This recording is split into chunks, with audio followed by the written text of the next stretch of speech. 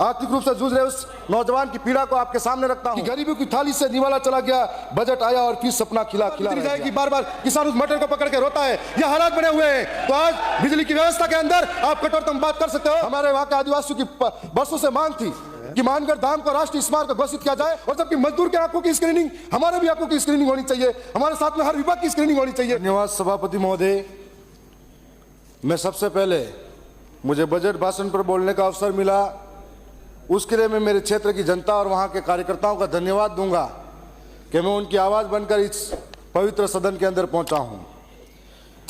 मैं जब घर से निकला था तो क्षेत्र के लिए एक बड़ी उम्मीद लेकर यहां निकला था, लेकिन जो उम्मीद और सपने थे, जब बजट को पढ़ा और सुना तो सपने टूटे, उम्मीदें टूटी। वादों की चादर तान के सोई है सरकार, हकीकत में जनता रोई है बेकरार। अपनी गहरी असंतोष व्यक्त करता हूं। साथ ही साथ में मैं उस इलाके से आता हूं जहां पर आर्थिक रूप से जूझ रहा है मेरा समाज, वहां का नौजवान। तो मैं आर्थिक रूप से जूझ रहे उस नौजवान की पीड़ा को आपके सामने रखता हूं।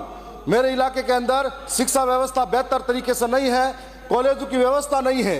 इस हेतु मैं आपसे सीधे सीधे शब्दों में सरकार से उम्मीद करता हूं कि हमारे इलाके के अंदर दरियावद में कन्या महाविद्यालय और जो महाविद्यालय भी है उसको पीजी में करा जाए, उसकी सीटें बढ़ाई जाए, ताकि हमारे नौजवान जो हैं पढ़ाई लिखाई कर रहे हैं उनको इधर से उधर महंगी फीस और समय पे छात्रवृत्ति नहीं आने के कारण उनको अहमदाबाद बम्बई में मजदूरी करनी पड़ती है, फीस जुटाने के लिए प्राइवेट कॉलेजों का चक्कर काटना पड़ता है। साथ साथ में मैं जलारा के अंदर महाविद्यालय की भी मांग करता हूं, दरियावद में कृषि महाविद्यालय और नर्सिंग कॉलेज की भी मांग करता हूं। मैं उम्मीद करता हूं कि इस बार जो परिवर्तित बजट आएगा इसमें सरकार जरूर इस बात को पूरा करेगी। इस सरकार ने बजट के अंदर, मैं एक बात और भी कहना चाहूंगा कि माननीय सभापति मुझे समय भी ज्यादा देंगे क्योंकि आज विपक्ष है नहीं, और राजस्थान के इस सदन के अंदर तीसरा मोर्चा भारत आदिवासी पार्टी है, तो शायद समय भी हमको ज्यादा मिलेगा विपक्ष की भूमिका में। तो मैं ये भी चाहूंगा कि 1.50 लाख भर्तियों का वादा हुआ था, मैं पूछना चाहूंगा कि वो भर्तियां किस रूप से कब कहां होगी। आपने चतुर्श्रेणी भर्तियों की बात कर ली, इस पिछली जो भर्तियां थी उसमें भी कोई स्पष्टता नहीं थी, तो इस बार भी क्या बेरोजगार और नौजवान या तो उम्मीद लेके रहेगा या ठगा महसूस करेगा। तो मैं ये भी चाहूंगा कि इस बार इस भर्तियों को स्पष्टीकरण हो। साथ साथ में मैं ये भी कहूंगा कि गरीबी की थाली से निवाला चला गया, बजट आया और फिर सपना खिला खिला रह गया। यह बजट किसानों के साथ में एक बड़ा धोखा करता हुआ आया, और हमने कई मांगे थी जो इस सरकार के सामने रखी थी, लेकिन किसानों के हित में ऐसी कोई खास कठोर बात नजर नहीं आई।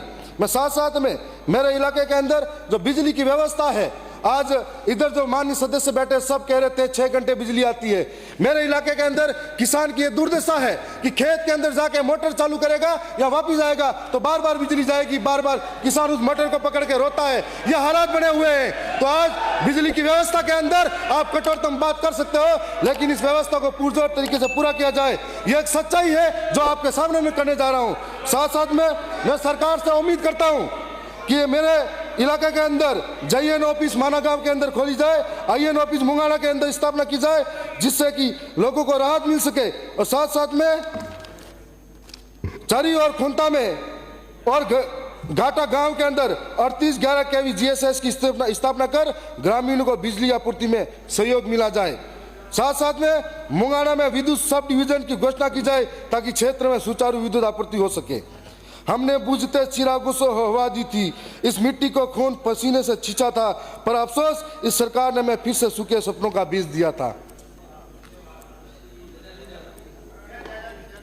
मैं ये भी कहना चाहूंगा, मेरे इलाके के अंदर जो किसान है जाखम का पानी उनको मिलता है, जिससे बहुत अच्छी पैदावार होती है, और जाखम का डैम बनने के बाद जो नहरें बनी हुई है, आज भी वो नहरें वैसी की वैसी है, अपनी अंतिम सांसें ले रही है। इस बार नहरों का दौर चला था, तब 2-3 जगह पे मुंगाना के अंदर, नाड़ के अंदर, केसरियाबाद के अंदर और हमारे साजनौत के अंदर नहरें टूट गई थी, जिससे किसानों को पीड़ा हुई थी। मैं इस नहरों का उम्मीद लेके बैठा था कि बजट में कुछ मिलेगा, लेकिन मैं इस फिर से उम्मीद लेके बैठा हूं परिवर्तित बजट में नहरों को कुछ न कुछ मिलेगा।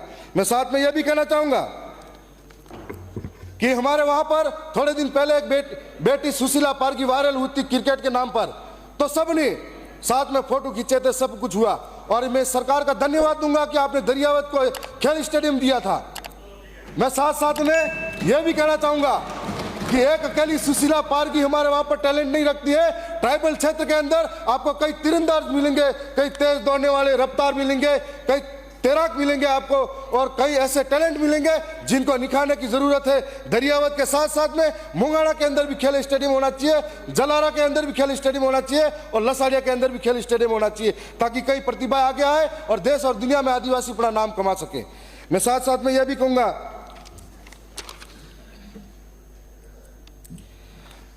आपने 65 करोड़ की सड़कें हमारे दरियावत विधानसभा में इस बार बजट घोषणा में दी है।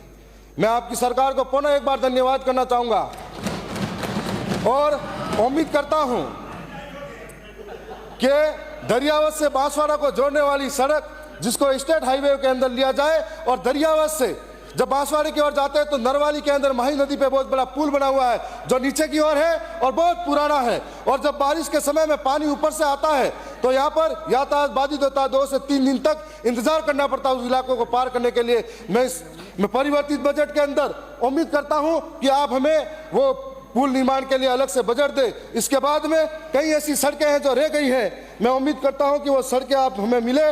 मैं बताना चाहूँगा कि लसाड़िया ब्लॉक में एक हमारा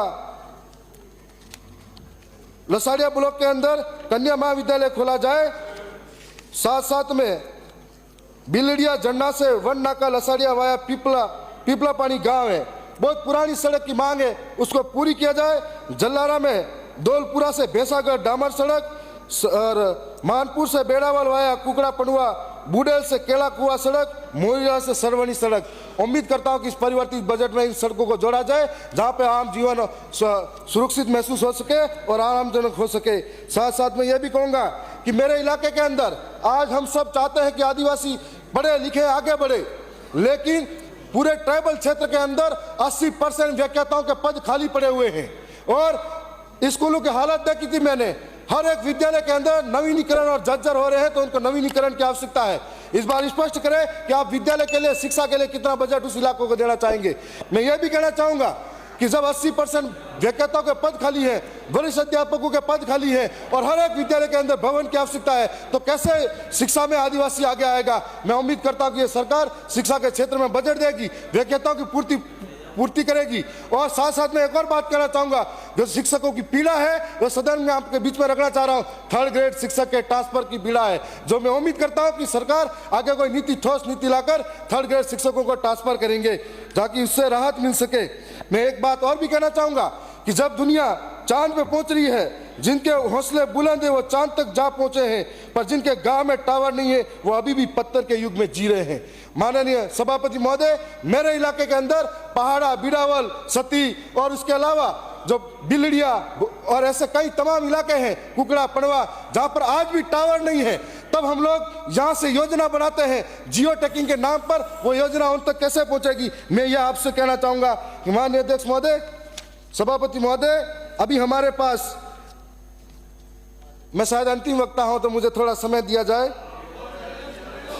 माननीय अध्यक्ष महोदय, हमारा जो आदिवासियों का मानगढ़ धाम है, जो अपनी शहीद और अपने खून से छिचित आदिवासियों का शौर्य पराक्रम को दर्शाता है, हमारे वहां के आदिवासियों की वर्षों से मांग थी कि मानगढ़ धाम को राष्ट्रीय स्मारक घोषित किया जाए ताकि वहां के शहीदों को एक सम्मान मिल सके। और मानगढ़ धाम पर जलियांवाला बाग से भी भयंकर घटना घटी थी, जहां पर यदि शहीद स्मारक को राष्ट्रीय शहीद स्मारक घोषित किया जाता है तो वहां पर आदिवासियों के लिए बहुत बड़ा सम्मान होगा। मैं उम्मीद करता हूं कि ये काम होगा।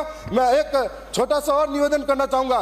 मैं गांव के अंदर सबसे निचले स्तर के जो लोग हैं, इस विद्यालय के अंदर खाना बनाते हैं माता बहनें, जो आंगनवाड़ी में खाना बनाती माता बहनें, हमारी तनख्वाह जितनी फोन के लिए यहाँ पर हमको पेमेंट मिलता है उतना बजट उनको मिलता है। महंगाई के जमाने में तेल, लोड़, मरस कैसे खरीदे। मैं उम्मीद करता हूँ कि आप उनका बजट बढ़ाया जाए और साथ साथ में नरेगा के अंदर 200 दिन किया जाए ताकि उनको रोजगार मिल सके। साथ साथ में उनकी तनख्वाह नरेगा के अंदर 500 रुपये की जाए ताकि उनको संबल प्रदान हो।